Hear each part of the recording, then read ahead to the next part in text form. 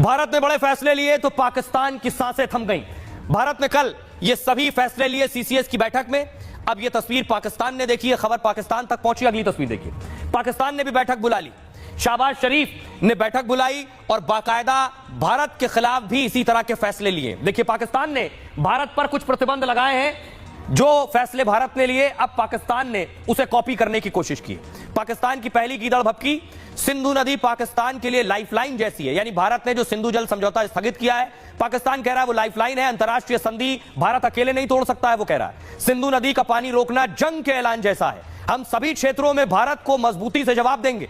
दूसरी कीदड़ भपकी, भारतीय एयरलाइन के लिए पाकिस्तानी एयर स्पेस बंद, यानी पाकिस्तान ने अपना हवाई क्षेत्र बंद कर दिया है। कोई भारतीय उड़ान पाक हवाई क्षेत्र से नहीं जा पाएगी। पाकिस्तान के एयर स्पेस से 11 हवाई मार्ग निकलते हैं, इनमें किसी रूट पर भारतीय विमान अब नहीं उड़ पाएंगे। बालाकोट एयर स्ट्राइक के बाद भी पाक ने हवाई क्षेत्र बंद कर दिया था। तीसरी कीदड़ भपकी, भारत के साथ हर तरह का व्यापार रोक दिया है। शिमला समझौते को भी रद्द करने की धमकी दी है। यह समझौता 1971 में पाक की हार के बाद हुआ था। सहमति बनी थी कि दोनों देश शांति से विवाद सुलझाएंगे, सभी मुद्दे द्विपक्षीय चर्चा से हल होंगे, तीसरे पक्ष का दखल नहीं होगा। चौथी कीदड़ भपकी, बाघा बॉर्डर को तुरंत बंद करने का ऐलान किया है। पाकिस्तान में सभी भारतीयों का वीजा रद्द किया है। 48 घंटे में भारतीयों को पाकिस्तान छोड़ने का आदेश है। पांचवी कीदड़ भपकी, पाक में भारतीय उच्चायोग की संख्या घटा दी है। पाक में 30 भारतीय उच्चायोग और स्टाफ कम कर दिया गया। बाकी भारतीय स्टाफ 30 अप्रैल तक पाकिस्तान छोड़ दे। यह पाकिस्तान की कीदड़ भपकी है। अब देखिए, इसके बाद पाकिस्तान ने प्रेस कॉन्फ्रेंस की है, सुनिए क्या कह रहा है।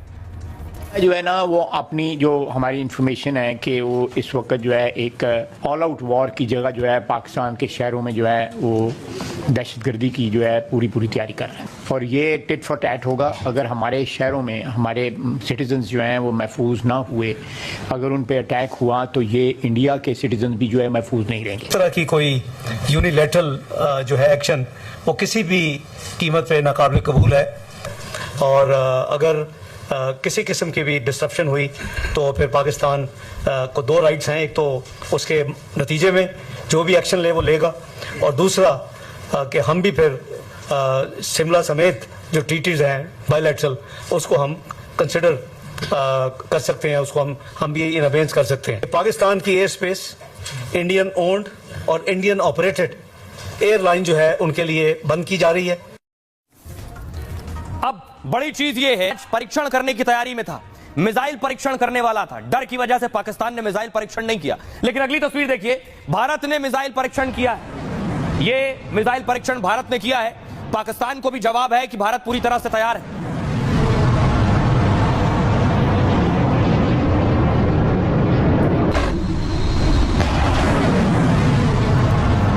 इस मिसाइल के बारे में मैं आपको बताऊं, इस स्थिति में जिस वक्त पाकिस्तान और भारत के बीच तनाव का स्तर यह है, तब यह हुआ। जिस समंदर में पाकिस्तान मिसाइल टेस्ट की तैयारी में था, उसी समंदर में भारत ने अपनी मिसाइल दाग दी।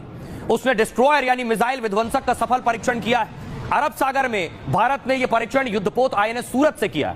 भारतीय नेवी ने सतह से हवा में मार करने वाली मिसाइल दागी। समंदर में तेजी से उड़ रहे टारगेट पर उसने सटीक हमला किया। स्वदेशी मिसाइल का यह परीक्षण पाकिस्तान को कड़ा पैगाम है।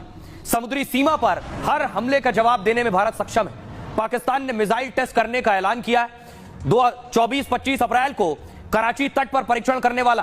अरब सागर में कराची के पास नो फ्लाई जोन का ऐलान किया। दावा है कि पाक मिसाइल की रेंज 480 किलोमीटर। पाकिस्तान समंदर में अपनी तैयारी और ताकत दिखाना चाहता है। वो ये दिखाना चाहता है कि उसके पास मिसाइल ताकत है, लेकिन अरब सागर में जहां वो मिसाइल परीक्षण करने वाला है, भारत का युद्धपोत INS विक्रांत वहां पहले से मौजूद है। भारत का यह युद्धपोत MiG-29 लड़ाकू विमानों से लैस है, यानी समंदर में भारत की मिसाइल और विमान दोनों तैयार हैं। इसका डर पाकिस्तान को पहले से था। आइए आपको सुनाता हूं, सुनिए जरा डिफेंस एक्सपर्ट सैयद अता हसनैन क्या कह रहे हैं। बौखलाहट तो होगी उस देश में।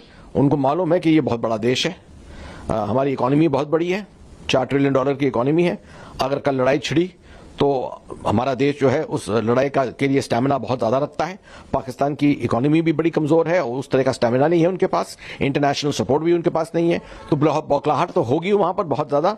और ये जो खास तौर पे वो हम हमारी तरफ प्रोजेक्ट करके दिखा रहे हैं, ये मैं समझता हूं एक सूचना देने की का जरिया है, इंफॉर्मेशन वॉरफेयर है, ग्रे जोन वॉरफेयर है, दिखाने के लिए कि वो तैयार हैं। क्योंकि उनके एंटिसिपेशन में, असेसमेंट में ये होगा कि भारत ने पहले सर्जिकल स्ट्राइक्स की हैं, उसके बाद एयर स्ट्राइक की है और शायद इस दफे मिसाइल स्ट्राइक करे। भारत के लिए तो टारगेट है खासतौर पे टेररिस्ट के कैंप्स, टेररिस्ट की लोकेशंस, वो सब हमारे लिए रेडीमेड टारगेट्स या ऑब्जेक्टिव्स हैं। पाकिस्तान के लिए ऐसे कोई रेडीमेड ऑब्जेक्टिव्स नहीं है। अगर वो किसी सिविलियन एरियाज पर टारगेटिंग करेंगे या किसी आर्मी के एस्टेब्लिशमेंट पर करेंगे या भारत के कोई इंडस्ट्रियल एरिया पर करेंगे तो ये एक एक्ट ऑफ वॉर होगा। तो आप सुन रहे थे डिफेंस एक्सपर्ट को। दूसरी तरफ एक्शन शुरू हो चुका है। गृह मंत्री अमित शाह मिले हैं राष्ट्रपति से। राष्ट्रपति को गृह मंत्री ने पूरे हालात के बारे में जानकारी दी है। दूसरी तस्वीर देखिए कि आज सर्वदलीय बैठक भी हुई। सभी पार्टियों के नेताओं को बुलाया गया। सब इस ऑल पार्टी मीटिंग में शामिल हुए। इस ऑल पार्टी मीटिंग का मकसद था पहलगाम में जो हुआ उसके बारे में जानकारी देना, इसके अलावा आगे की तैयारी क्या है ये बताना, कहां चूक हुई ये बताना। ये सारी चर्चा बातचीत इस ऑल पार्टी मीटिंग में हुई। और इसी में जो 28 लोगों ने, बेगुनाहों ने जान गंवाई है, उनके लिए 2 मिनट का मौन भी रखा गया सर्वदलीय बैठक के दौरान। तो आपको बताऊं क्या हुआ इस मीटिंग में और क्या कहना है नेताओं का। दरअसल ऑल पार्टी मीटिंग पहलगाम हमले पर यह सर्वदलीय बैठक थी। इस हमले के बाद सभी नेताओं ने क्या कहा आपको सुनवाऊंगा, इसे मूव कीजिए प्लीज। पहलगाम हमले पर यह सर्वदलीय बैठक हुई और राजनाथ सिंह की अध्यक्षता में बैठक हुई। गृह मंत्री अमित शाह, कांग्रेस अध्यक्ष समेत कई नेता इसमें शामिल हुए। बैठक की शुरुआत में 2 मिनट का मौन रखा गया। सरकार ने हमले को लेकर सभी दलों को जानकारी दी।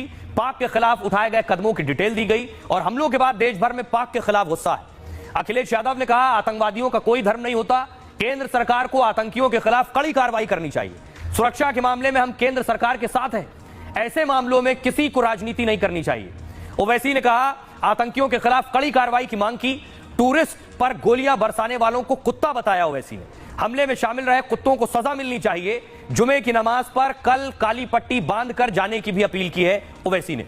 और इस बीच बड़ी खबर आपको बता दें कि किरण रिजिजू जो इस ऑल पार्टी मीटिंग में शामिल थे मंत्री, उन्होंने बताया कि सर्वदलीय बैठक में क्या बातचीत हुई है। सभी दलों के नेताओं को बताया गया है कि आखिर चूक कहां हुई है, क्या कौन सी वजह थी जो इतना बड़ा हमला हो गया, 28 लोगों की जान चली गई। इस बारे में सभी के साथ बात की गई है। अफसरों ने बताया कि आखिर घटना कैसे हुई है।